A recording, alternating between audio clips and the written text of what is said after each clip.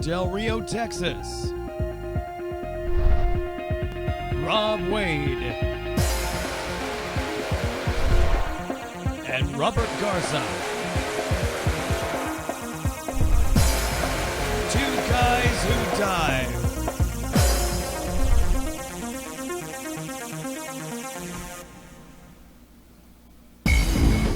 This episode of Two Guys Who Dive finally recorded live Saturday, 26 October 2013, episode 83. We live in interesting times.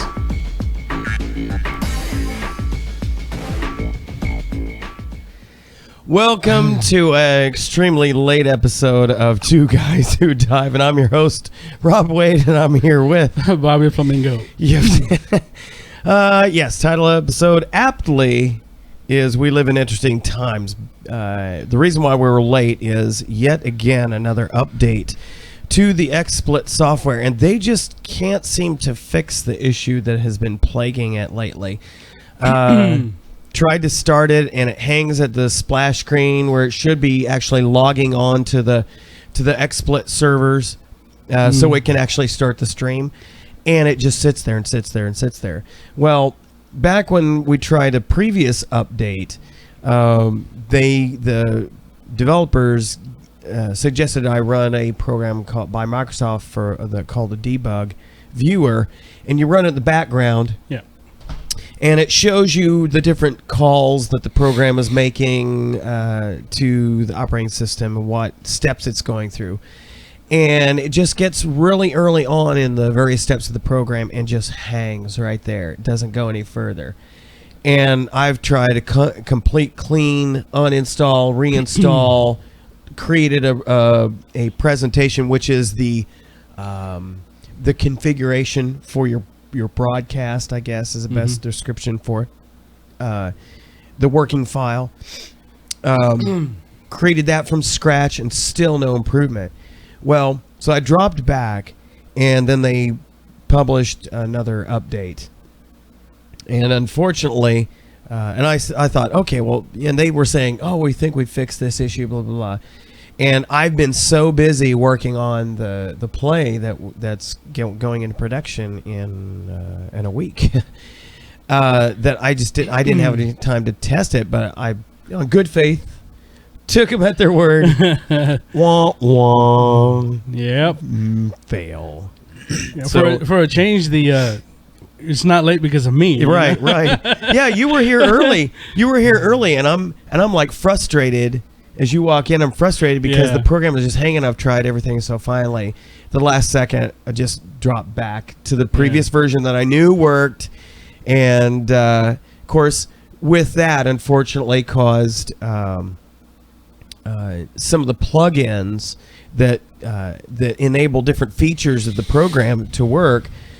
For instance, the titling that you see at various screens. What would be a good example if I can show one? I'm going to jump into the Administrivia screen, which has no titles, but it should have all the lettering that you see. So you're going to see a little bit of the what we call how the sausage is made here. So I'm going to add a title to the screen here, and it brings up a window that you can't see, and it has some basic text that says title text, and so I can put Administrivia. Okay, and I can do things like change the font, bold it, italicize it. I can use only the embedded fonts or any fonts that are in Windows. I can do some other things, set it to scroll. I typically set it static because the other scrolling stuff like that is kind of gimmicky. And so you see what happens when I click OK, it puts it on the screen in a default monster size, and so I have to resize the image, and you're watching this actually happen as I do it. And then I position it in the screen. This is all typically stuff that we do in pre-production. And then below there, you would see the various titles for our Balmoral trips or any other trips that we have, scuba classes that we have, all these things here. So again, you're seeing a little bit of the making of the sausage. So I have all the, if you could see the screen that I have here, it shows me scene sources. And this is a scene. The screen you're looking at now is a scene. And so I'm literally making a scene. So I have all these titles listed here. It just says title, title, title, title, title. And one of my suggestions to them has been, for several versions now, change their plugin that creates titles to allow the actual title to show at least like the first few letters, the first word or two of whatever that title is, so I know which one I'm playing with. Right. Otherwise, because right now it just says title. All of them say title. So I can move my mouse over. In other words, to categorize them like, title. Yeah, for instance, this title that you see on the screen that I have a check mark on. Let me uncheck these other ones because they're not really showing anything. All of these. Even the background you see is an image, a scene source. If I uncheck it, it goes to a black screen. So I click it again, you see the image in the background. And these are in the order from top to bottom are how they are layered. Right. So the one on the top of the list is the one that's most forward in the layer. So for those of you who are familiar with like working with Photoshop, you understand how layers work. And it's a similar way with this. And anybody who's in broadcasting knows how this works, layering of things.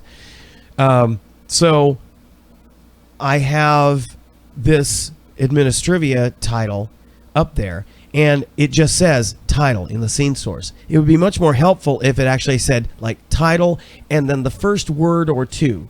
Yeah. Set a field length because it's pretty wide area that you could show. I could show as Administrivia. I could show the whole word because it would fit easily in there. Yeah. So I wish they would do something like that. But that's neither here nor there. The problem that we ran into loading back is that the plugin that allows titles to be a scene source is messed up, so that even though I had a bunch of titles and all the lettering that you saw, all the words that you saw in that Administrivia scene, it's just showing a blank box. Yeah. Up there, and you can't edit it. It comes back with there's an exception handler, blah blah blah. So very frustrating when I have to deal with bad programming, and this is still a 1.x version product, and I've kind of been with it since it was in beta. Mm-hmm. And for the price, it's got tons of features that we don't even use. I mean, it can support green screen and a number of things that we're not even using yet. Wow. Eventually we will. Yeah. Eventually I can imagine, putting up a green screen and doing some really cool, interesting diving stuff behind us. Yeah. Some real cool stuff. We're drowning in our water. You actually be here, put some water behind us, and we're actually in our scuba gear breathing. Oh, that'd be great. be like the under Scuba Steve, the undersea world with Steve Zissou. But so anyway, a lot of pain today, and so there's an old Chinese curse that says, "May you live in interesting times." And so this is what's going on right now: is living in interesting times. So anyway. Let's move on with the show. Oh, okay. You were out last week. Yes, I was. So luckily we had Troy McGonigal stepping in. And so why don't you recap for everybody what you got to do? There's pretty cool stuff. Yeah, there's a retreat for men and women. It's a Catholic retreat called the ACTS. Stands for Adoration, Community, Theology, and Service. Nice. And it kind of fits with like the Acts of the Apostles. Yeah, exactly. Very good. Yeah. So they have these retreats where you can go and spend time. Just can't really give too much detail about what goes on. Right. But you go and you just spend a few days, with the Lord and right. talking things, and you witness things and you do things. Well, one of the things that we got to do, or I had to go do, was actually play for one of the send-offs. Yeah. So because we talked about the instrument you were playing a couple episodes ago. right? It was pretty cool. And So, you go and they do this little program thing, and it's actually pretty neat. But it was in Uvalde, so we had to travel. Ugh. Most of the time, you do travel for these things. They're not local. But since Uvalde actually is the first, I think they're barely starting to get their own program going over there. Since we have ours established here in Del Rio, they're barely starting there. So they get people to help them start that. So that's what we went to go do. So it was actually a really good time. It was good. So really large participation, or is this kind of controlled environment kind of situation? It varies. Sometimes they do get extremely big. Yeah. Because there is a lot of support from the church. Plus, there's a big Acts community, should I say? Cool. That actually do go and show their support. Some of them don't even have like family that are participating in these things. Really? But they just go to go. Support. Right. That is very cool. So it is actually really neat, and it's a lot of fun. It's a lot of fun. Well, that's cool. Yeah, you've been to one. You've kind of been to all of them. Yeah. Because they don't change. The only thing that changes is the music. Right. But it's still a lot of fun, and it's very tight knit. The one over there was actually pretty big. Yeah. Compared to what kind of music do you guys do? It's just basic church music. Actually, we play a lot of. Is it more contemporary or more traditional type? Oh stuff? no, we play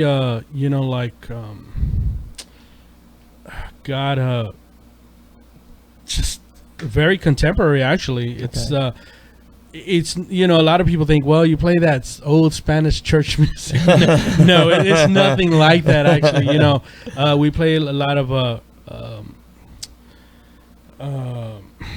God, my mind Can't went name blank. any artists that you. Yeah, that my you mind guys went do. blank.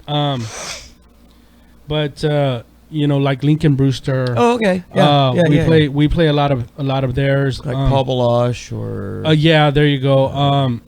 Just all the new guys that are out right now with church music, gospel music. Yeah. That's upbeat because we want to kind of make it upbeat. Oh yeah. So it's nothing old style. It's actually all really, really cool, which is why I'm into it. Yeah. Yeah. We do a lot of Hillsong. We do a lot of kind of edgier. We like a lot of Jesus culture stuff. Planet Shakers. We rock. We rock the house. A lot of that kind of stuff. War Acres, which used to be Victory Music or V Music out of Oklahoma.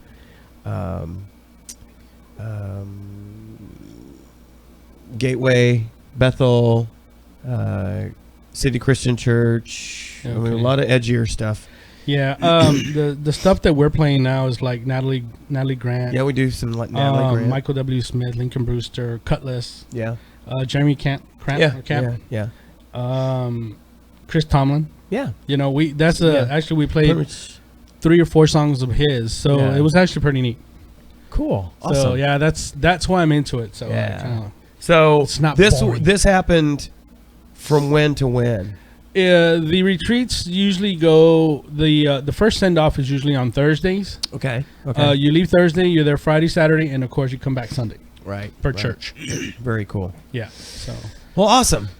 All right, let's see. It's coming up on that time of the year again for DEMA 2013. DEMA. The Dive Equipment Manufacturers Association. And they have their annual expo, I guess, is, for lack of a better description, where all the different dive equipment manufacturers, hence the name, come, and also you'll see your dive shops, your bigger dive shops, all the big certifying agencies, PADI now, ESDI, and the rest, come together, show off their things. They'll do seminars, training, always trying to sell you something. The dive resorts, also, a lot of them will kind of set up little comp deals where you go as an instructor, and if you can get other divers to go with you, kind of thing, so you get comped, those kinds of, or huge discounts, those kinds of things. Let's see, most of the time when you go to to DEMA, you'll go to the tons of booths, and it's a huge event. So in a huge venue, you will see a lot of the vendors will give you a lot of little free goodies. You'll get like mask defogger. You get little package deals of shampoo for your BC and wetsuits, and key fobs and little lights and little fancy scuba oriented luggage tags, those kind of things. A lot of freebies that you get there. You can just walk away with a bag of stuff.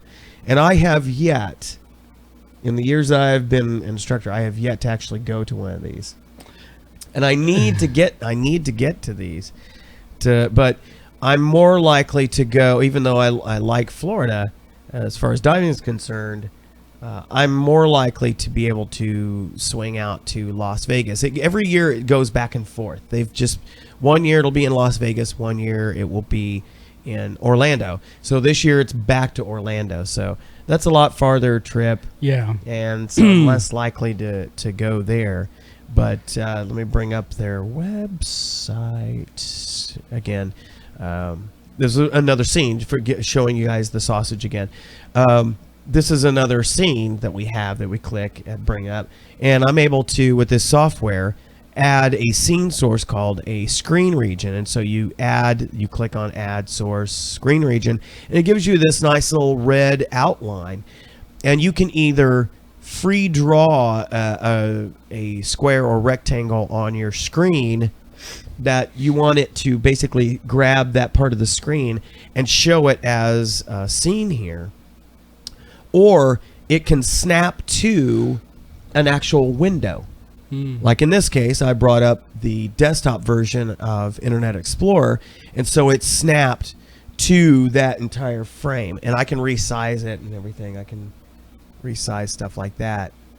And you see it adjusting on the scene there. So right now I've got the DEMA website up. So if you go to demashow.com, of course they update it obviously for each year. So they got, it looks like they're kind of going with the old Art Deco 30s kind of a look, or Indiana Jones. The Indiana Jones, I was going to say that. Yeah, kind of feel, 40s, whatever. So that is going on November 6th through the 9th. And obviously I couldn't go this year because our play is on that weekend. Right. The first, the second, and the 8th and 9th. So I couldn't go to this. But a number of things they got going. Of course, like I said, they've always got the seminars. Oh, cool. They've got I love it when websites and companies add QR codes for either more information to go to their website, or if in this case they've got a mobile app, which chances are it probably isn't on Windows Phone. It's probably on everything. Matter of fact, you know what? I'm gonna test that out. Just see what happens. I had wanted to go so that I could get certified in regulator repair. Remember that? Right. But you need to finish your. Yep. You need to finish your. Let's see that. Dun dun dun. Oh, interesting. Okay, so it is a mobile app. Okay, I'm going to show this to folks. So it's, again, kind of cool stuff here. All right, so this is a case where it's not, and it even says mobile app. I guess I should have picked that up. There are a couple of ways that companies can provide apps for people to make it convenient to do things, to interact with them. One, of course, is to actually develop a full-blown app and put it in the iTunes or the Apple or the Android. What do they call their store? Oh yes. what does Android call their store? Marketplace. Marketplace. Okay. Yeah. Or you can develop an actual mobile app, and so it's all HTML5 driven stuff, and so. This is what you saw was, let me put the screen region back up. So you see here, I'm circling with my cursor. That's the QR code. So for those who are uninitiated in the benefits of having a smartphone as opposed to a feature phone, if you see those QR codes, they actually are useful to you. You can actually scan them with your smartphone, and that will interact with it, whether it's installing an app, take you to whatever your app store is, or in this case, it actually takes you to their mobile website. So, and it's actually pretty decent looking. Let me switch to my camera. And this is where it took me when I scanned the QR code. So it's pretty cool. It's got, it's interactive like a typical website, but it also kind of works like a smartphone app. So you got a schedule, you got the exhibitors, you got maps of the venue. Cool. Which are pretty cool. Locate Me, that's pretty cool. Show specials, seminar events, obviously. So this kind of thing is very helpful when you go to an event that's this big, because you literally, it's 3 days. Yeah, 4 days sort of. You can get lost in these things and miss something that you plan to go to. So if you got the schedule built in there, you can say, okay, I've got fixed amount of time. I'm going to attend the following seminars. I'm going to attend the following exhibits. I want to go to check out these very specials and so forth. They're also good in the event that you're looking for something specific. Yes. If there's a seminar or some kind of training, like example I just mentioned, regulator repair. I know that a lot of the manufacturers are there and they do on-site training for the dive professionals that are attending this function. And if there's something there, then you can actually go and look and then see what time they're offering it, and then schedule it into your calendar or into your itinerary, whatever you're using, and give you a reminder. Hey, I got a training here in about 30 minutes. Right. I better make myself that way. And if you get lost, there's a map. You can find your way there. Perfect. This is a pretty well done app so far as I can tell. Now, obviously, there are certain aspects, features of it that will be virtually useless right now because the event isn't going on. You have to find me, locate me is kind of useless unless you're there at the venue, right? Because we know where we're at. We're in the Ceti Fox Production Studios doing the podcast. But it's interesting. They've got links to Facebook, Twitter, LinkedIn, and Instagram. Well, let me find you in case you're lost. Yeah. I was like, where am I? Who am I? Why am I here? So that's pretty cool. So if you are, now obviously, maybe not obviously, not everybody can go to DEMA. You have to be a dive in the commercial business. That can be an instructor, a dive shop, a resort, a dive master, assistant instructor, course director, basically a professional. It's not open to the general public. But if you are a dive professional of some type, and you haven't been to DEMA, I'd encourage you to sign up, get your room and all that good stuff. When Richard Urban was still alive, and he was my instructor, he got me. It's his fault I'm in all this. He would always go, and as a matter of fact, we saw a picture of him when we were looking at pictures. Yeah. I need to find that picture again. We actually spotted him in a crowd of people. Yes. It was so funny because they were kind of, on their website, the DEMA website, they were showing pictures of the event as it was going along. And there was a snapshot of a whole bunch of people first going in, and he was right there. I was like, that's Richard. Yeah, it was like, where's Waldo? Right, exactly. Find him in this picture. So it was pretty cool. But I encourage you to go. He would always come back with great stories, great opportunities for dive trips, and, of course, lots of goodies to give out at the dive club, that kind of thing. He acquired your waterproof wetsuit at that show, didn't he? Yes, he did. Yeah. Yes, he did. Because he was able to get kind of a decent bargain on it, which was pretty cool.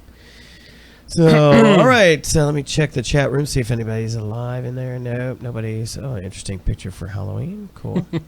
Friend of ours. I was looking at the Facebook. Let's see. Scuba divers in the Florida Keys captured over 700 lionfish last month. They had this big thing that they do every year, although it's fairly new. 4th annual Key Largo Lionfish Derby. 27 teams of lionfish hunters. So they had nearly 100 divers out there. That's a lot of divers participating in this kind of event. And considering that they're going out there with basically pokers and things like that to catch the lionfish, that's potentially dangerous if you're not very safe. Obviously they push the safety aspect of this, but it's interesting that many divers out there. So they had 27 teams, nearly 100 divers out there, and so they had a number of sponsors. I mean, even some of the most unlikely sponsors, like JCPenney. Believe it or not, JCPenney. Yes. Wow. Odd conglomeration of. But I kind of like that because it's. Oh, absolutely. It means that what, if a big national chain store like JCPenney is, supporting diving, that it's pretty popular. Oh, absolutely. And probably in some places you can get actually. Well, I'm sure that they sell swimwear, but in some places some avenues you might be able to get like some kinds of dive gear or something like. Yeah, like a Speedo. Wetsuits. Yes, that's it.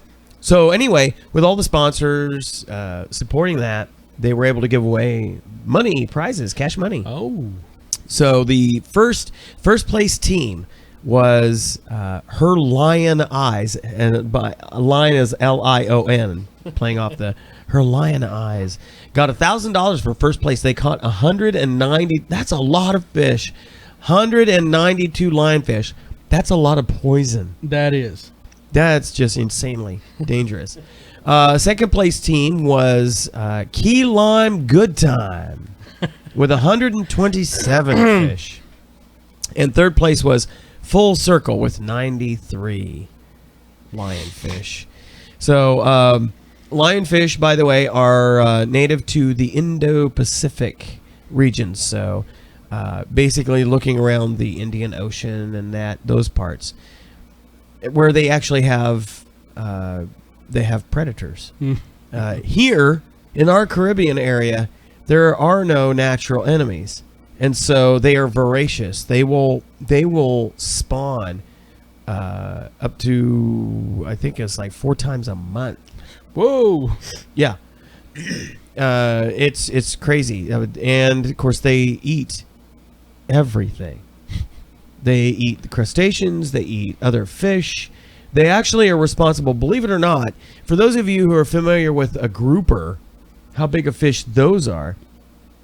The lionfish go after the smaller, the juvenile groupers. Wow. So they're actually impacting the grouper population in the Caribbean, which is amazing. So obviously, and we've talked about this before, I'd love to see a huge industry of lionfish for food. Mm-hmm. I would love to see that expand because I got to try that when we came in, and lionfish ceviche was very good. Really? Very good.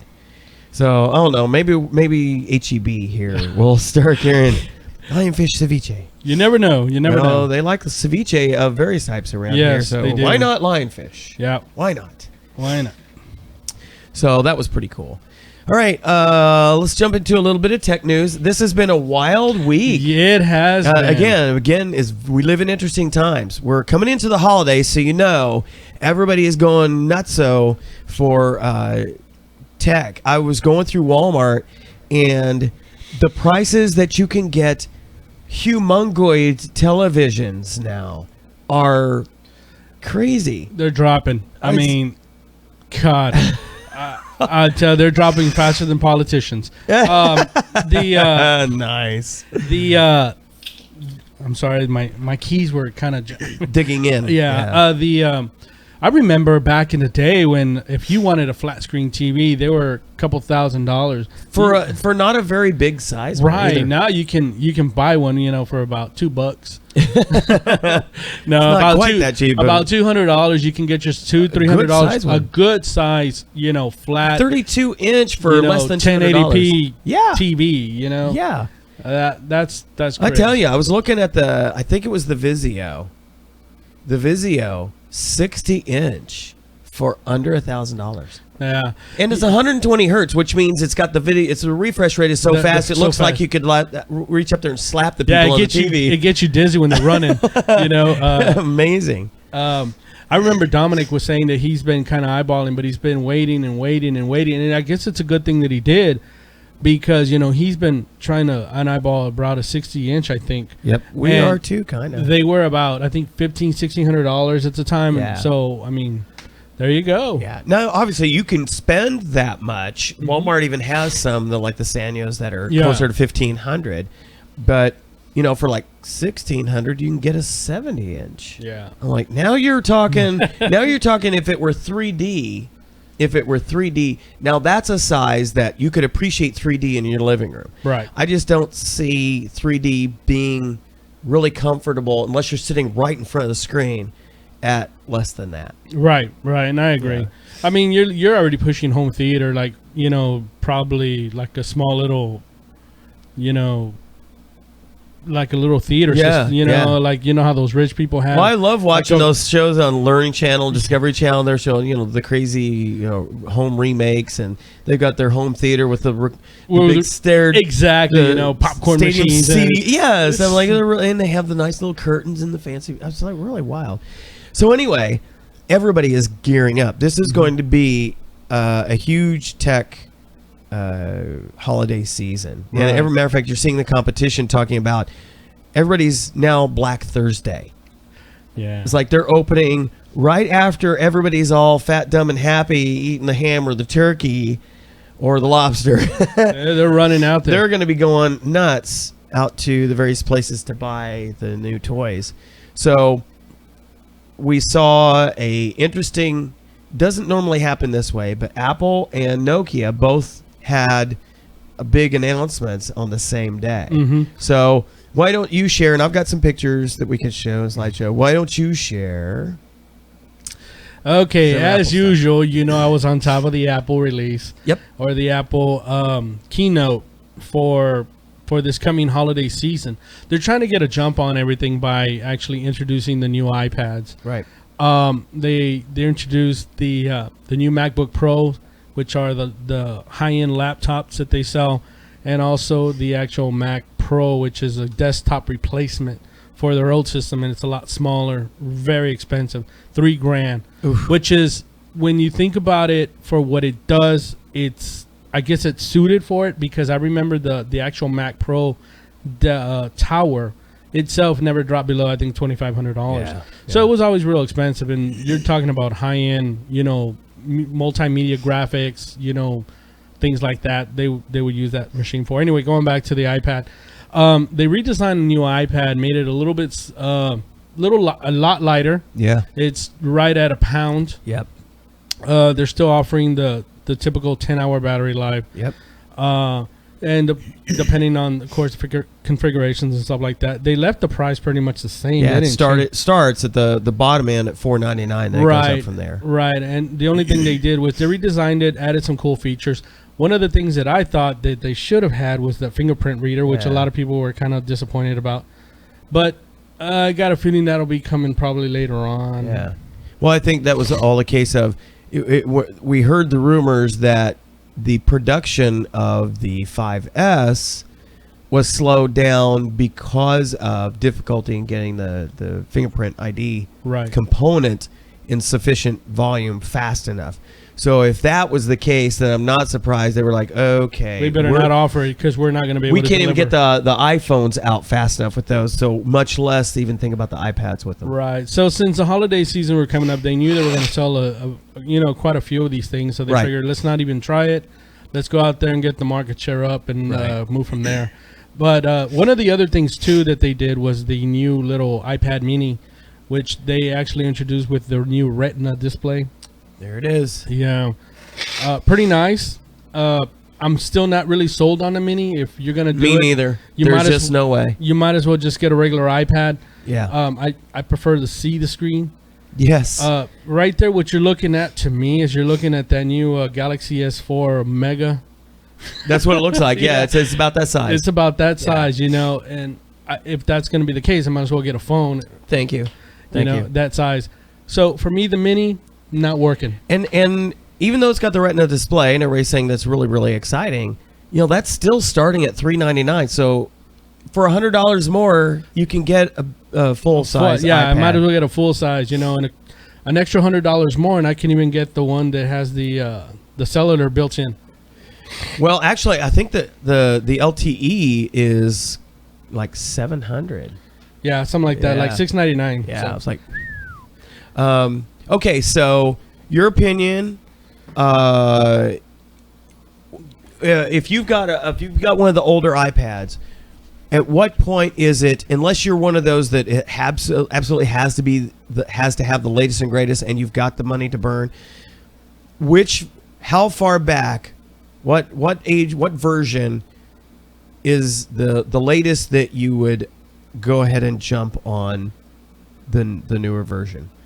If you have one of the first generation iPads, you gotta do it for sure. I don't even think those will load iOS 7 anyway. They right? don't. Yeah, they don't. So only the second generation iPad 2s, like the one that I have, they have iOS 7 running on them. Anything older than that, definitely upgrade. You'll be glad that you did because of the speeds that it has. So what if you have the 3 or the 4? No, don't do it. Don't do it? No, not worth it. Mm-mm. If you already have an iPad 2 with the Retina display, don't even do it.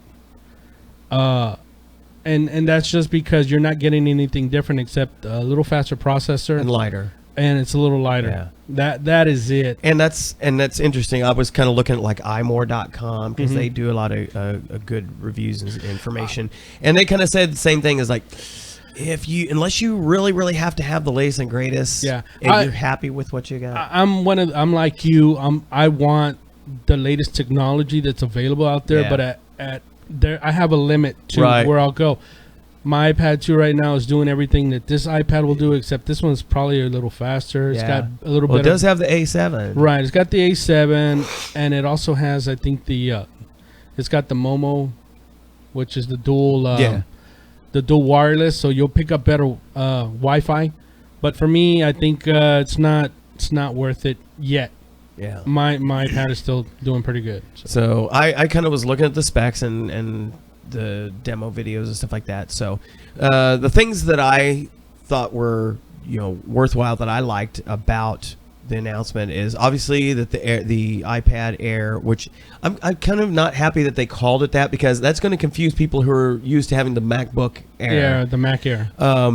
But it's lighter and thinner. That's always a good thing as long as it doesn't become fragile. That's what I'd be concerned with. But I do like that. Lighter is always better.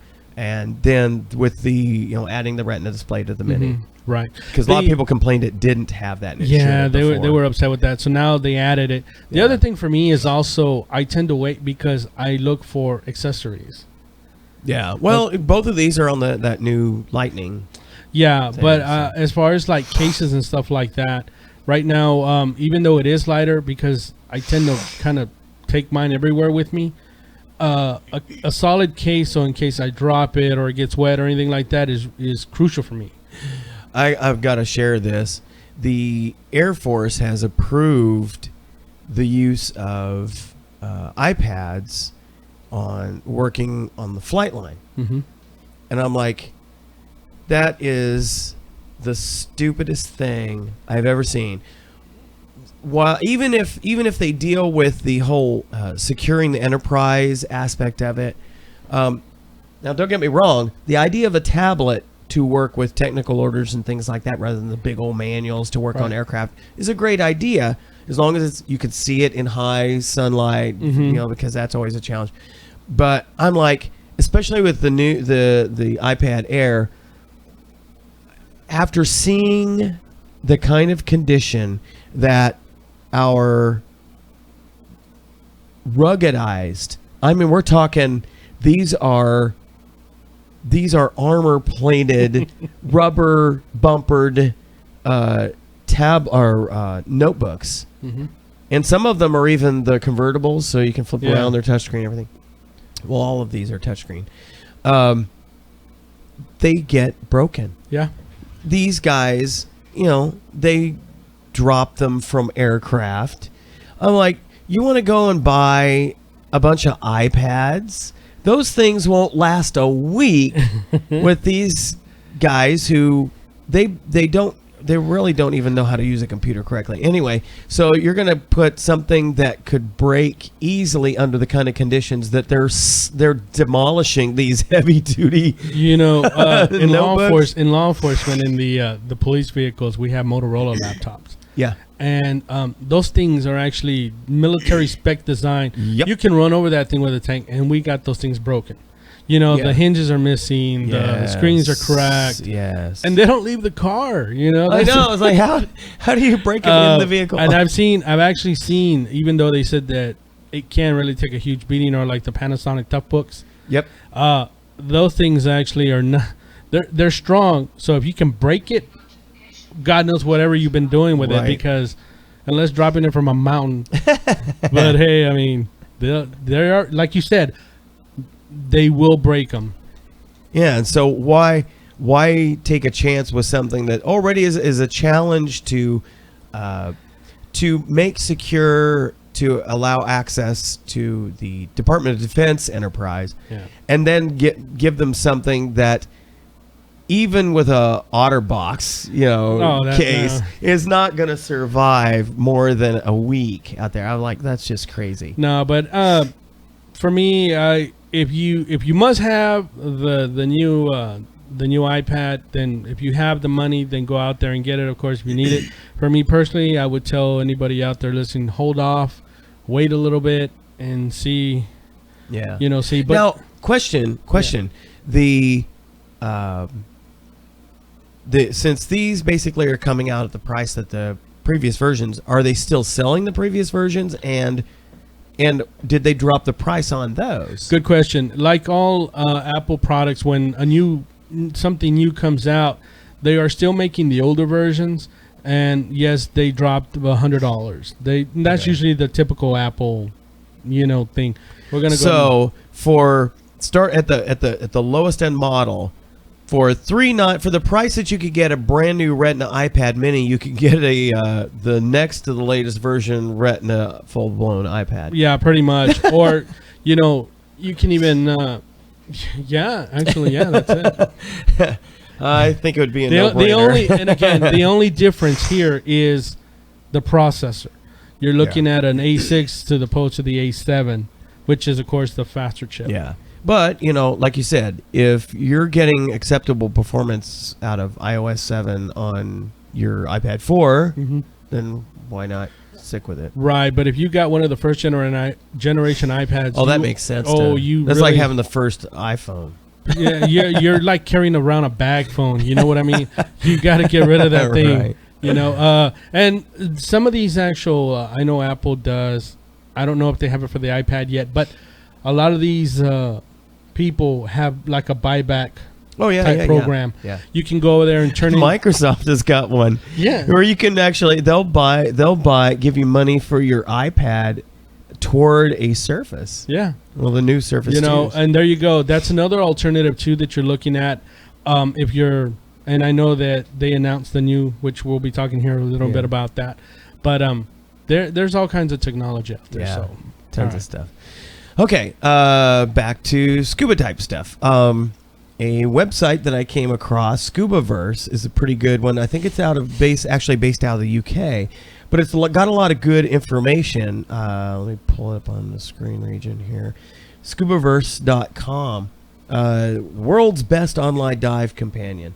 A number of bits of information. They are a very good aggregator of various stories, obviously, but also of a very slick website, but also like training videos, demonstration videos of gear, things like that. That is cool.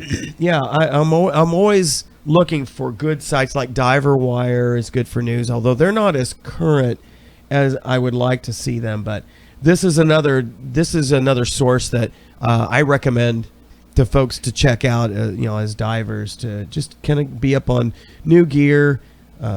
They've got a good blog. You can get involved in discussions. They talk about a number of things. Underwater. I love this because now I'm kind of really getting into the underwater videography and photography.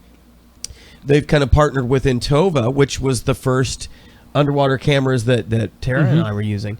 To have, they've got a multi-part series of showing you the ins and outs of underwater photography. I'm like, that's very cool. A number of great stories. Amputee learns to scuba dive with one leg. I mean, so a lot of really cool things that you can get information on. And they have a companion app, an actual app, not just a mobile website, currently available for iOS and Android, but also the beginning of the new year, they're going to have a Windows Phone one. Cool. No BlackBerry. No BlackBerry. But there, I was on their blog checking out their stuff. I was like, hey, good site. I said, but you need a Windows Phone app. They said, sit tight. We're working on one. It'll be ready the first of the year. And I'm like, cool. Perfect. Yeah. So if you're always looking for new information, just to expand your horizons as a diver, encourage you to check out Scubaverse. So good site. Yep. Speaking of Windows Phone, okay, we kind of touched on this a bit ago. At the same time, on the same day, but not actually the same time, that Apple was making its announcements all the way across the world in Abu Dhabi, in Russia, in Abu Dhabi, in the Middle East, in the fancy place where they got lots of money. Nokia was sharing some of their new stuff. And you know something, aside from the new Surface, what else did they release? Because I really didn't hear anything about it. Well, actually, Microsoft sort of piggybacked, but Microsoft had their Surface 2 and the Surface Pro 2. The Surface 2 starting at $449 for the base model, and Surface Pro 2 starting at $899. The Surface Pro 2, well, both of them benefited. The things I like as far as what the updates with those, the battery life has dramatically increased on those. So now it pretty much rivals the iPad, which is exactly what they needed, because neither of those things, those died quickly. 4 hours is not acceptable for a tablet. I'm sorry. So because they went with the new Qualcomm chip on the Surface 2, which is what used to be the Surface RT, and then they went with the new Haswell chip on the Surface Pro 2. A few other features. The Surface Pro 2, dimensions-wise, weight and everything, pretty much exactly the same. Yeah. It's just much faster, much better on battery life. The bigger attraction, and has already garnered a lot of attention now, is the actual Surface 2, which is the WinRT version. Yeah.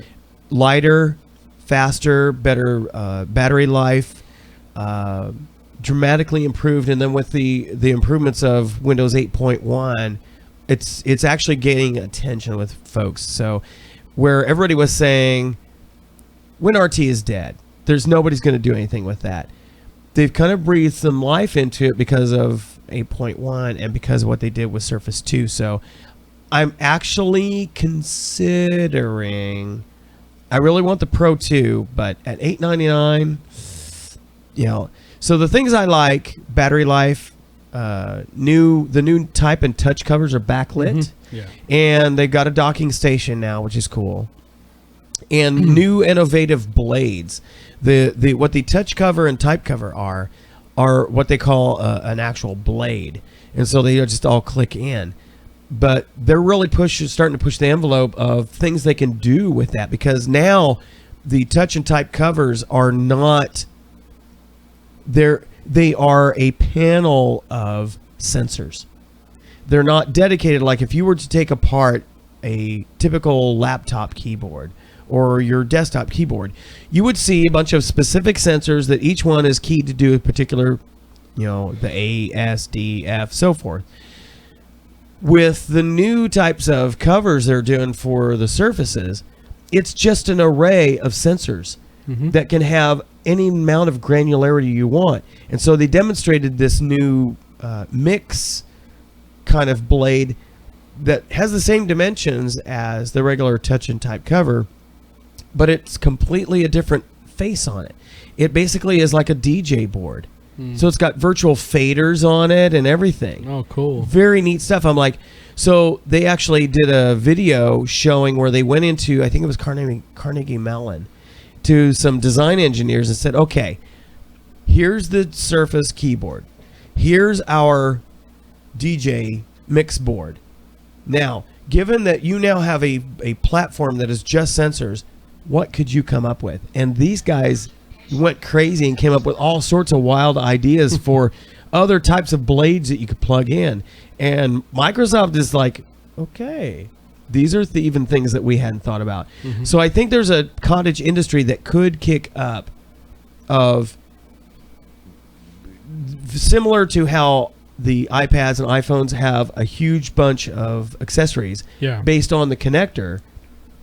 There's some huge opportunities here with what they're doing with these blades. It really, the sky's the limit when you realize that all you need is just a bank of sensors and you can do anything with it. So I'm really anxious to see what happens with that. That may be what flips me to go ahead and say, all right, I'll pull the trigger on a Surface 2 instead of a Surface Pro 2. Things I don't like about those, the price. Clearly the price. The price is just kind of steep. Hurts my feelings. But the bigger announcements actually were Nokia's stuff. They announced the Lumia 1320. It's a dual-core processor, 6-inch phablet. So again, bigger is better. They're getting their attention. 340 off contract. They're focusing on the Chinese market and some of the other emerging markets. So for a big monster machine with what would be typically called mid-level specs, not a bad price off contract, 340. Let's see, is this the... Which one is that? Okay, yeah, that's the 1320 there. So then they also announced their higher end model, the 1520. Also a 6-inch one, but it's got the full 1080p resolution. It's a quad-core processor. It's got the PureView camera, but it's not quite the one like I have in the 1020. It's got a 20 megapixel camera, so it's not as big of a baby bump on it. But at a 6-inch screen, it's like 6-inch, 20 megapixels. That's still plenty. That's big. That's big. I just can't see. But I know a lot of people, they like their Galaxy Notes. Oh, and so this is squarely aimed at that market. Yeah. That one is running $199 on contract, so it's probably $700 off contract. Right. And then, not to be outdone by Microsoft, they introduced the Lumia 2520 tablet. And this one has kind of got my attention too. It's also a Windows or WinRT machine, but for the value for the price is more attractive. And it's got 11-hour, while used, 11-hour battery life. Wow. With global LTE at $499. Can't beat that. I'm like, I mean, come on. Really, that's a no-brainer. I know. I'm like, ooh. Even as much as I like what you can do with the Surface and the potential things that are coming down the line with it, I like this. I like the Lumia styling, and so we were kind of expecting that they would kind of keep that styling and just grow it to the tablet, and so that really looks attractive. But Windows 8 tablet, 11-hour battery life. It's thinner than the WinRT or the Surface, not quite as thin as the iPad Air. Yeah. And obviously it weighs more because they've got the polycarbonate shell. But I tell you, $499 is very attractive for a full-blown Well, you tablet. got to also think, too, that it weighs more because it probably got a bigger battery than the iPad. So to get the 11 hours. To get 11 hours, that's the only thing. So, of course, something's got to trade off. You got to give a little, make it probably a little thicker to add a little more battery life and get that push you're looking for. But at 11 hours, that's pretty good. It's very attractive. Yeah. Very attractive. That's very good. So, and even though for me, I really like the full-blown Windows 8.1, this and the Surface to the new Surface 2 are making me soften a little bit on the WinRT thing. Okay, well, going back to the Surface. Yeah. I know you're not a sports fan, and neither. I really don't watch it, but I've been kind of catching the Dallas Cowboy games on two Sundays. I don't follow tennis. Well, no, right? The football games. I was actually really surprised that all of the I guess the NFL now is huge. Microsoft is a huge sponsor for them. Oh yeah. Okay, money talks.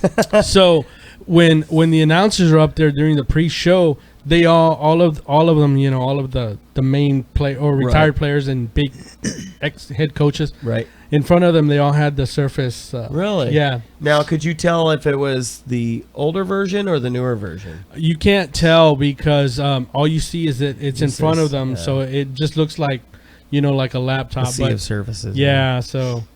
But I did notice that I was like, oh my God, that's it. I'm changing the channel. Well, I watch one of the shows that we follow is Arrow, which is based on the Green Arrow. Mm-hmm. And they have the Windows 8 all over there. And so they have like the big touch screens, and then they have the Surface, and then they have, you'll see the Felicity Smoke, who is their little geek. Their blonde geek, she's just whipping all through that. I'm like, okay. And then of course Fox News, Shepard Smith has got his new the 411 DEC or something like that, and so it's got a new studio with this humongous wraparound monitor screen. That's just, I'm like, that's like my dream office right there. But everybody in there has got these humongous I assume it's the Samsungs, because there was the only ones I know that are that big and touchscreen. But they're almost like done like a drafter's board, so they're all at a slant. Right. And interestingly, they're all running Windows 8. So you see them with the big tiles. I'm like, oh, that looks so cool, and they can move and everything. But in fairness, mounted on a side panel that are on, they also have a little clear acrylic deal for their iPads. Yeah. So they're running both the iPads there, so they can actually do stuff with the iPad and with the Windows 8 there. I'm like, well, that's pretty cool. You leverage every bit of technology that you can. Exactly. I'm like, that whole set. I was like, oh, I just drooled walking in there. I was like, there's so much tech. You just can't deny when you're taking advantage of the technology that's out there. Use it, whether it be Windows, whether it be Apple, whatever Android, it is. Whatever. Yeah, just, hey, use it. Yeah, exactly. But I was like, man, that's just like a geek's place. And of course, everybody that would come into the set was just comment as like, wow, this is a great set. And I'm like, yeah, it's a great set. My dream set is, or my dream office is like, to have all this and then to be able to like look back and then I have monitors coming around me to be able to just like, okay, what's going on over here? Yes. And I'll be like, oh, cool over here. That would be awesome stuff. Awesome stuff. So that was pretty cool. And as all these prices keep coming down, I just think that probably by this time next year, you won't see anything that's not a touch screen. Mm-hmm. Even if it's just the dual touch type, but you will. I think that even the cheapest laptop is going to be a touch screen, because half of them are now anyway. Mm-hmm. You go to Walmart and half the ones that they have, or at least a third of them, are touchscreen laptops.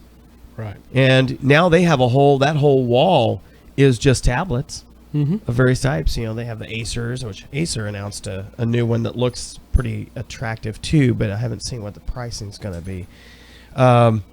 But everybody, of course, tons of the various new Kindles are all coming out. Yeah, everybody's making a play, and that's why I say this is interesting times. The holiday season is going to be a geek paradise. And then now that it's no longer Black Friday, it's Black Thursday. Black Thursday. Save up your pennies, no people, kidding. so no that kidding. after you're finished eating dinner and kind of stuff, and you want to walk it off. Now I've got my eye on Xbox One. Yep. I've got my eye on Xbox One. And, I'm not a console gamer. I do the PC games. That I get much better video because I can put a high-end video card in. I can have the fastest processor that I can afford in there. And give me a keyboard and mouse over one of those stupid little controllers any day of the week. And there are rumors that the Xbox One will begin to support that. But that is not even why I'm interested in Xbox One. It's the voice, it's the motion, the Kinect. That is where, and it's going to control my house. That is my deal. Being able to walk in and say, Xbox, living room lights on. Well, aren't you going to be able to change even the commands? I think I read something like that. Instead of saying like Xbox, like you'll be able to change, give it a name or something like. Here's what I hope. Because the rumors are pretty strong that the new, with Windows Phone Blue, it brings the Windows Phone platform really close to the Windows 8 desktop, or really more like the WinRT. But the things that Microsoft is crafting right now with a totally revamped voice control system, merging with Bing and everything, they're calling it Cortana, which is the name of the AI used in Halo. And of course, that's right. I read about that. That has got a lot of support. People have been voting everywhere that they can, putting their voice in, saying, yes, please get the girl who does the voice and make it Cortana. Everybody that's like a fan is like, yes, make it Cortana. Yeah. So if they do that, and you can just walk in and say, Cortana, lights on, or Cortana, Sci-Fi Channel, I'll be totally loving that. That'd be awesome. I remember reading or hearing something about that, or I think I caught it on a blog somewhere or something like that. That's what they were supposedly gonna do, or they're trying to do, or something like that. But yeah, I heard something to that effect. Yeah, supposedly it's going to be ready to roll out like middle of next year, which is about when the rumors are that the Windows Phone Blue is coming out. 8.1 is actually coming out. Let's see, Cortana, Windows. Oh, there it is. First choice, Windows Phone. Cortana, Windows Phone. Any news? I was going to look see if they has any pictures. Dun, dun, dun. Tech Radar. Oh, zombie apocalypse. Okay, this is. Hello, Chief. I love it. Let me switch to the screen region. So this is, and Cortana, I guess, in the Halo series has gone through quite a metamorphosis of I'm sure being much sexier now. But I guess everybody likes the voice, and so now the word is that's where it's going. And the word was originally that it was just the code name. But once the code name got out, all the Halo enthusiasts were like, oh, yes, make that the actual official name. Because we need a name. I mean, Siri's got an actual name. Tell Me doesn't work. Yeah. I mean, as a name. It's like, hey, tell me. Tell me. No. Because that's the core voice command system that Windows Phone is based on, which works really well. And but what I'm afraid of is that they may turn Cortana. I'll just keep calling it that, kind of like everybody calls Metro instead of, it really doesn't have a name now. I hope that they don't turn it into the HAL 9000. Oh, you know, because that is not the world I want. I want the Star Trek computer. I want it to take my commands and do my bidding. I don't want to have a conversation or a debate. I don't want smart talk I just want it to do what I need it to do and verify my commands. That's all I want. HAL 2000. Yeah. So, but that's what's coming down the road with that. But supposedly at that point, they're going to also be integrating that into the Windows 8.1, the desktop and the WinRT. So in other words, it would be, and it makes sense that it would be available on the Xbox. So they'll have one voice command system that works on all their platforms. I'm like, okay, now we're getting to that synergy that I really want out of my world, my electronic world. So the Xbox One is high on my list of things for Christmas. For Christmas. Well, that's cool. Yeah, and if I happen to get, well, it's going to probably come with a game, but I just don't see me using it for gaming. Yeah. I'll probably have people over to use it. Who will use it. Who will say, "Oh, you got an Xbox One," and here's the controller. And me, I'll be like, "Okay, if it works, if the game works with a mouse and keyboard, then I'll be looking at it. Now, I'll probably play games on it, but give me, Black Ops 2 on my PC any day of the week, any day of the week." One final thing before we close up shop here. My wife finally is going to receive her. We ordered a Lumia white Lumia 1020 for her, so she's divorcing herself from her iPhone.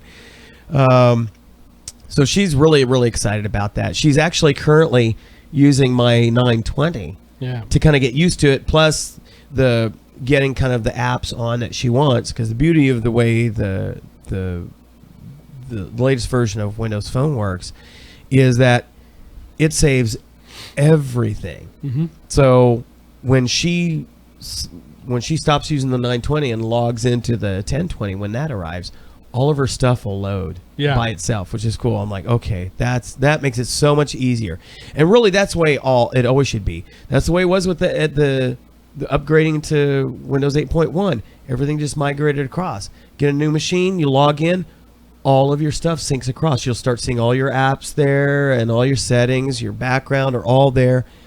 I love that. That ubiquitous where you move from room to room. It's kind of like in the remake of the Time Machine. Yeah. And you see Orlando Jones. They're in the way in the future, and they're in what's left of that library, and Orlando Jones' holographic character just kind of moves from panel to panel and follows him. The conversation goes on like that. That is it. Yeah. That is what I want. It's kind of like now, I mean, everything now with my phone, it's in the cloud. So all my music, everything, calendars, everything. Don't you pity people who just refuse to use the cloud? I'm telling you, my contacts, everything. I put a contact in, it automatically glows up. So I see it on my iPad. Yep. I don't have to worry about it. You could trash your device tomorrow. Mm-hmm. Grab another one, brand new out of the box, and within a few minutes, you have access to everything. Yeah, it's all right there. And one thing, like for me, is I like doing clean installs. There was a new update with the release of the new iPad. So the iOS, it was 7.03 now. They released a new fix. So I updated that, and for me, I like doing clean installs. So what I did, I just completely wiped my phone, reinstalled, downloaded it, installed it, and then as soon as I put in my iTunes information, all of a sudden, my contacts were all there, and then not only that, when I went to the App Store, everything that I've downloaded was already there. All I did was download all apps, and Now, what I like, because I think all of them do this, at least iOS and Windows Phone does this, and Windows Desktop does this. You can choose on those cases to not install everything. Right. That's very beneficial with the Windows 8 because if I have a tablet and I have a bunch of apps on, let's say my desktop, but I bought the 32 gigabyte version of the WinRT or whatever. Exactly. I don't necessarily want every single app that I installed on my desktop to come down to my tablet because I was like, boom, you've now filled it up. Well, like for example, I have GarageBand and I have iMovie on my iPad. So automatically when I do my phone, I see them to where I can actually install them on my phone. Right. I do have enough space for them, but it's such a small screen that I don't really utilize it for that. So that's the other consideration. I don't need that. So what I do is I choose not to have it installed on my phone because I use the more smaller, more common apps. So on my iPad, I do have everything that I do use for the iPad. In fact, there's stuff on my iPad that's not on my phone, stuff on my phone that's not on my iPad. Right. So, that's beneficial for that. So, but not embracing the opportunity that life in the cloud affords you it just frustrates me. Well, and I use iMovie a lot on my iPad. So what I do is I don't walk around with my iPad and take pictures or video. I use my phone. Thank you. I use my phone for that. I use my phone, and since everything saves automatically to the cloud. Yeah, my photo stream and everything else. Yeah. As soon as I go to my iPad, they're all there. Yeah. So then I use that from there. So I take pictures on my phone and videos. And then as soon as I get home, they're ready for me to start editing. So start using your technology, people. Yeah. I see all too often. I'll be on Facebook and I'll see somebody that says, "Well, I know where you're going." I'll see somebody that had just, I lost my phone, or my phone died and I had to get a new one, and so I need you to send me your contact information. Yeah. Again. I'm like, why? Why do I need to send you anything? Why do you not have it on the cloud? I got that just last week, actually. She lost her Android phone, and for some reason, she was asking for contact. So I got an actual email, and I was like, "Okay, what's going on?" She was like, "Can you send me your phone number because I lost all my contacts?" Crazy. I'm like, "Okay." Not smart. Well, anyway, going back to that is people walking around with their hate that, their iPads, videotaping and taking pictures with these things. Guys, you don't need to do that. That's like a fanny pack. In fact, the camera on your phone is probably better than one on the iPad. Yes. So just use your phone, does the same video. It's probably better quality, and then just use your iPad to edit and do all your actual consumption of what you just took. Right. Exactly. Right. I will embarrass you in public if I see you in public and you're using your tablet. I don't care what kind it is. Even if it's a Surface or a Lumia 2520, if I see you taking pictures with it, that camera is good for Skyping. Or in the iPad's case, FaceTime. That's what that's for. Think of it this way. How many times have you seen an iPad with a flash? They don't come with flashes. There's a reason for that. They're not for taking pictures, okay? That's what your phone is for. That's right. So use a smaller device. It's actually better. Yes. And then utilize the cloud function to be able to edit and do everything else with your technologies. Exactly. Use the right tool for the right purpose. There you go. Don't embarrass yourself, because I will make a public spectacle of you. Since I have to work all the varsity games, all the varsity football games here, I actually do see people out there in the stands, with their iPads, videotaping. And aren't you just waiting to get the call to go stop a fight because somebody stuck behind that buffoon with their tablet just finally says, "Get out of my face"? No, actually, I see it and I'm like, I know you can't be getting really good video quality because I've actually tried it on mine. Yeah. So you're wasting your time. Yeah. Use an actual video camera. If you're on a stand, you're not gonna be able to see that far away. You can't zoom. So even Nokia, the Lumia 2520, their tablet, while it does have the Carl Zeiss optics on it, and it's got like a 8 megapixel rear camera, it's not even close to, it's not any pure view stuff. I mean, it is for Skyping. Yeah. That's it. They even understand that. And there's no flash. Small videos and stuff like that in your house, okay, whatever, but not out in public. Don't go out in public. Just get your SLR camera. Or if you've got a high-end Android or iPhone or Windows phone, use the camera that's on those, because that's where all the effort is being placed anyway. Mm-hmm. That is where the competition is really heating up for all comers is good cameras in their phone. Yep. It's not going to be in the tablets because we will trounce you. Yeah. And we will beat you down. Versa. If I take a picture with my iPad, it automatically will show up on my phone too. Right. So, right. But I prefer using my phone. Yeah. Gets much better quality. Pictures. Yeah, definitely. So that's a lot of tech stuff going on. But yeah, this is going to be an interesting holiday season. Yeah. So I've got my list running, and we'll see what happens. See what ends up underneath. Mine is actually small. Is it really? Yeah. But I don't want to give any secrets away. I'll see if my wish comes true.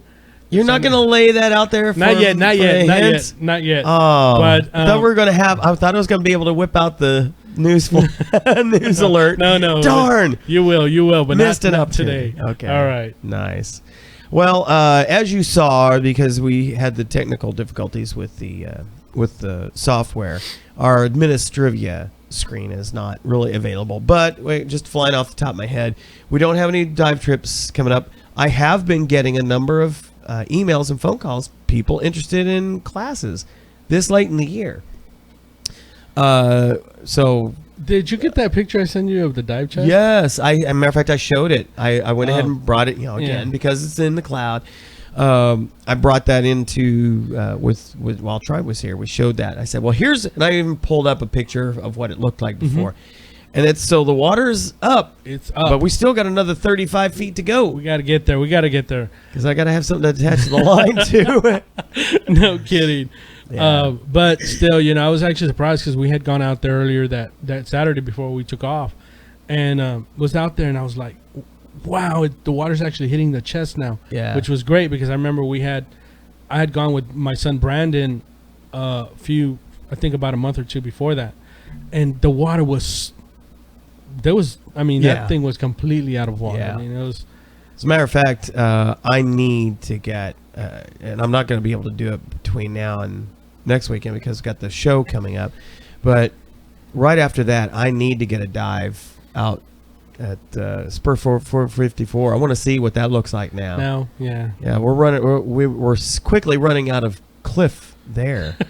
It said you can still get out there though. Yeah. So I'm going to have to check that out. We got to check that out. So no dive trips coming up. Maybe an ad hoc class. We'll see what happens with these people are calling me looking for a class. Next dive club meeting is on the 21st, if memory serves. Let me pull up my...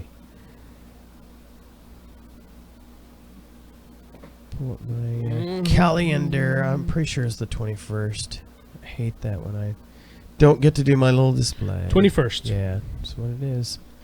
So 21st, 7 o'clock at Rudy's Restaurant. Love to have you out there. Even if you're not a diver, just come out. Have some good food. Rudy's is good food. Good food. Maybe a little bit on the high side as far as price. Yeah. But matter of fact, we were just talking about today while we're working on set building. We were talking about Rudy's. Everybody was talking about, I love their big baked potatoes with all the stuff on there. Yeah. Yeah. With Sweet Baby Ray's. Yeah, I was going to say, yeah. Scuba Bob here, he brings his own little bottle of Sweet Baby Ray's. Put that barbecue sauce on there. Sweet Baby Ray's. A lot of people, and I get dogged on this so much, they're like, their sissy sauce or their actual sauce is good. Yeah. And it is good. It's just not my forte. I just prefer... the Sweet Baby Ray's, and the mixture with that, their brisket or their baked potatoes with the Sweet Baby Ray's is like the perfect thing for me. It's just awesome. Tara likes the smoked turkey. Oh, the smoked turkey, yeah. Production notes.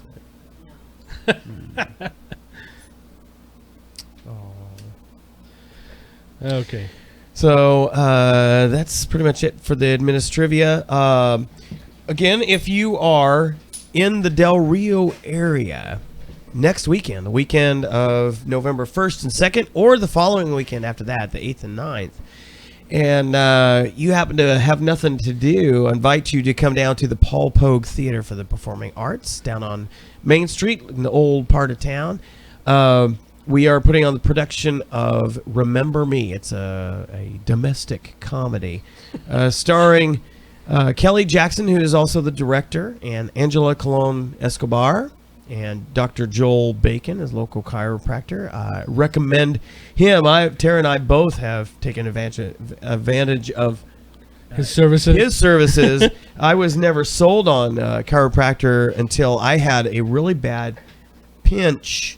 It felt like I just had a really, really bad muscle pain, and it turned out it was a pinched nerve between two of my vertebrae. So I said, okay, I went weeks with this pain, and I tried muscle relaxants and Bengay and everything I could think of, and it just didn't help.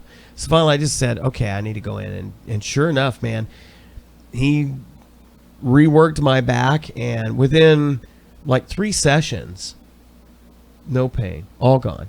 Wow. Yeah, and you continue on because you got to still realign stuff and make it stick. But but after 3 sessions, man, talk about relief. So I definitely recommend folks in the Del Rio area, if you have some muscle or back pains, go see Dr. Bacon. He does a great job, and he's got a great manner. He relaxes. He's very, very, very conversational. He's a funny guy anyway. So while he's serious where he needs to be serious, he knows how to disarm the situation. Because sometimes you go in, and it's kind of disconcerting the kind of things he has to do to realign your bones, your spine, and everything. Yeah. So it can be a little unnerving for folks. So he's got a very good, quote unquote bedside manner, and puts you at ease and does great work. And he's a good actor too. He's also a very accomplished piano player, and he sings well too. If you ever check out our YouTube channel, I've got video of our production of Jekyll and Hyde, and he's got a prominent role in that. Gets to use his vocal chops on there as well. So, and then of course I'm in the show as well. So. Check that out. That's worth the price of admission right there. I tell you. It is. You get to see me in a totally different light. We had some folks asking about, is this safe to see this show? It's adult, not really much in the way of bad words, really at all. But it is a kind of an adult theme without getting dirty. You're right. But for some people who There are some people that might watch this show and be a little offended at it because it kind of talks about adultery and that kind of thing. But without giving anything away, it's the context that you go, oh, okay, I get it. Right. So, well, I mean, it is I think you described it as like a realistic, show. So yeah, I mean, sometimes you got to kind of push the envelope a little bit to It's a great couples show. It really is a great couples show. And those of us that are, I guess, married know that life is rough at home. Sometimes it's never. Yeah. It's never, sunny and sunshine. Right. Right. It's life in its. But this takes those kinds of challenges. This show takes those kind of challenges and puts humor to it, so it disarms the actual point intended of being drama. Right. Although there's some little bit of dramatic pieces, but it's one of those that hopefully, if we've done our job as actors, you come away with some things to think about. You probably spend the first part of the show going, golly, that's us. Yeah. We need to talk about these kind of things. There's kind of some things you kind of like, oh, wow. Matter of fact, the significant other of the director, when he was reading lines with her, he's getting to a certain point, he goes, this is us. So it's, it's something that every couple experiences at some point in their relationship. And it addresses things, the right way to handle things and the wrong way to handle things. Right.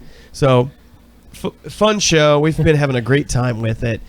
We're now into the kind of working with the costumes phases, which always introduces some interesting challenges.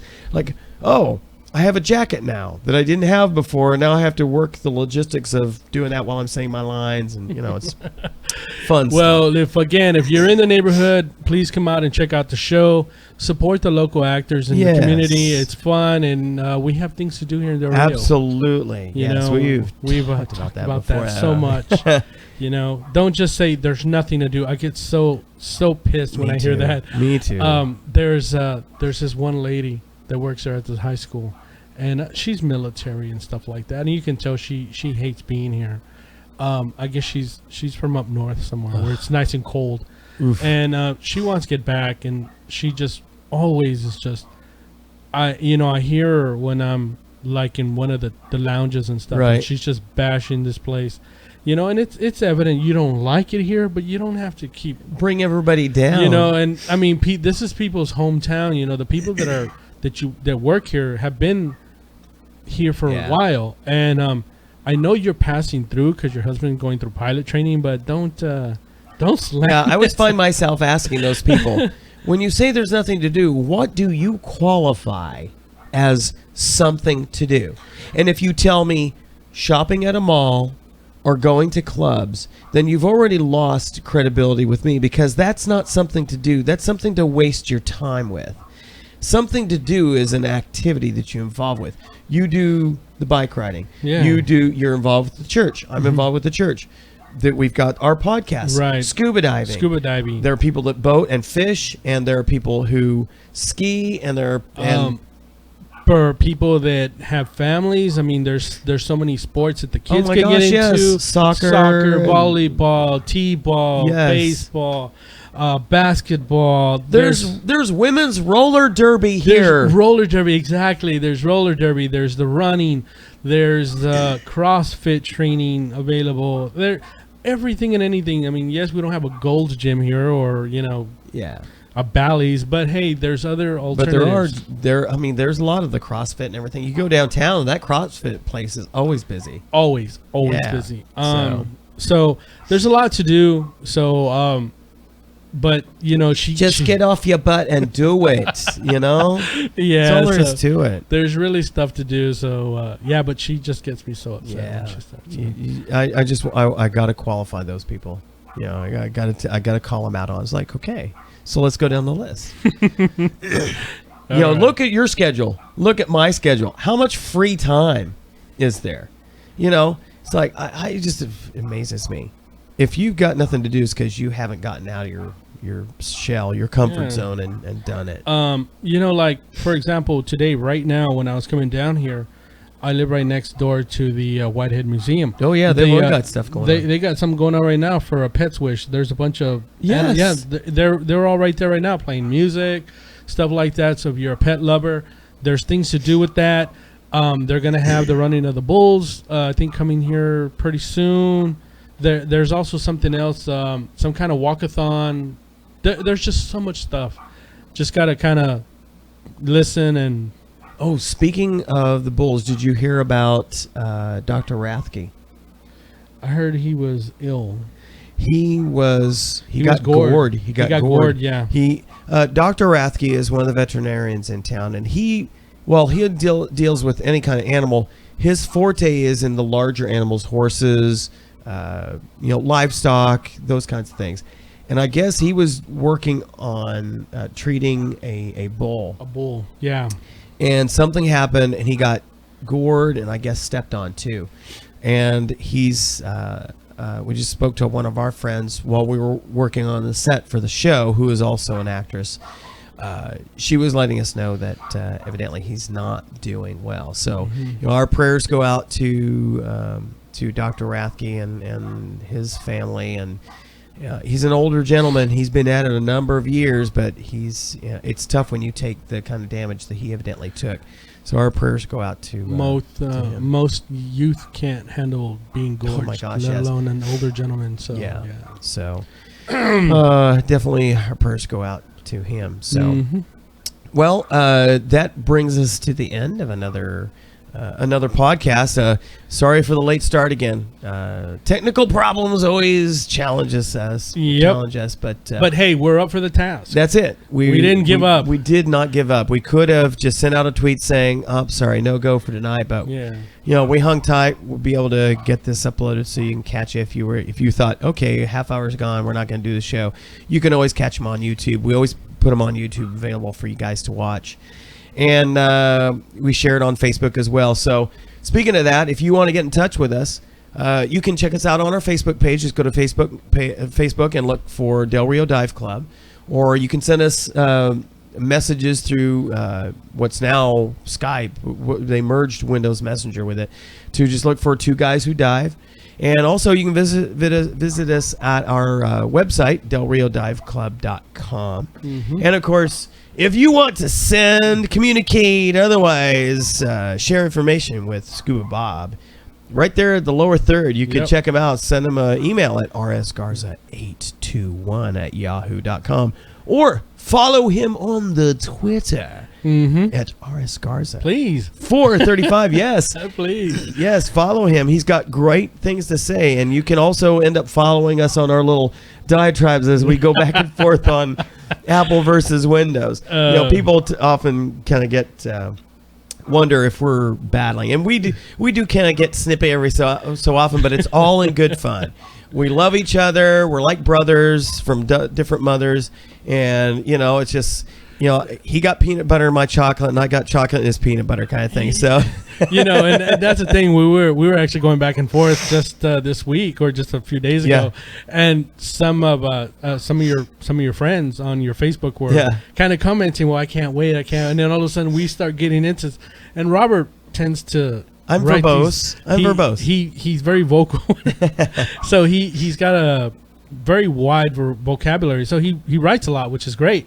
So I'm there reading, and all of a sudden, everybody kind of doesn't comment anymore. So no, we do not fight. We're not fighting. We have a lot of fun. We have fun with it because I'll poke at it, and he knows I'm poking at him. He's just like. Here we go. Yeah. And that life is too short to get all spun up. There are a lot more important things like Obamacare to get spun up over, which is a disaster. Speaking of interesting times, oh my gosh. The website's down. Everything's messed up. Just a disaster. Mm-hmm. If you need any other reason to understand why the federal government is not equipped to do all the things it's doing, leave it at the lower level. Take care of it at the lower level. And let me ask you this. It's not tax time yet, but then why did the shutdown of the government push back the tax return? I don't understand. I don't understand that at all. It's not like they're back to work already. We don't start filing until January. Yeah. So why are things getting pushed back? Yeah. April 15th never moved. Stupid. I know. We need to fire all of them and just start over. Just start over. So anyway, we have fun. You see, we talk about all sorts of things, and we invite you to talk with us. We watch our chat room there at ustream.tv. If you jump in there, don't just lurk. We'd love to interact with you. You can ask us questions. Now, there's a delay. What you see on the video is a delay. So by the time we see your what you type in the chat room, we may be a couple of minutes down the road of whatever discussion is. That's okay. We'll jump back and grab it. We have no problem. We'll swing around and pull a wide curve, and we'll grab whatever the comment or question is, and we will address it. Definitely. So you can be famous. Yep. Or infamous. Whichever you want. Whatever you want to do. But we have a great time, as you can tell. We could talk to a wall, which sometimes we are. But that's okay. So that pretty much finishes up this week. We will see. Are you going to be able to be here next week? Oh, wait a minute. I won't be able to be here next week. You won't be here next week. Yeah. Which means actually I will probably be heading off to the corn maze in that's Hondo. Right. That's right. We tend to go to the... See, more things you can do. We go to the Hondo corn maze, which is maybe an hour and 10 minutes away from here, an hour and 20, depending on how fast you drive. There's a lot of things to do. I'm going to take my camera, my phone, and everything, so I'm going to go ahead and take pictures, and I'll be here to share it with y'all. You need to do even just a short little... like Blair Witch Project video. Run through You've got to do that and do the video up close, one eye. You've got to do that. You've got to do that, especially in time for Halloween. You absolutely have to do that. But I will be doing that since Robert will be busy. So when we come back, we'll have pictures and everything else. So. That's right. Pictures or it didn't happen. Pictures or video or who knows. So yeah, I'm glad we caught that at the last end. So because we'll be opening the show. As a matter of fact, we won't have the show for the next two weeks because of the production. So all the more reason to come see me live in person in a character like you've never seen before at the Paul Pogue Theater. So that's it for us this week. We have a great time. Hopefully we'll see you the next time on another exciting episode of Two Guys Who Dive. See ya.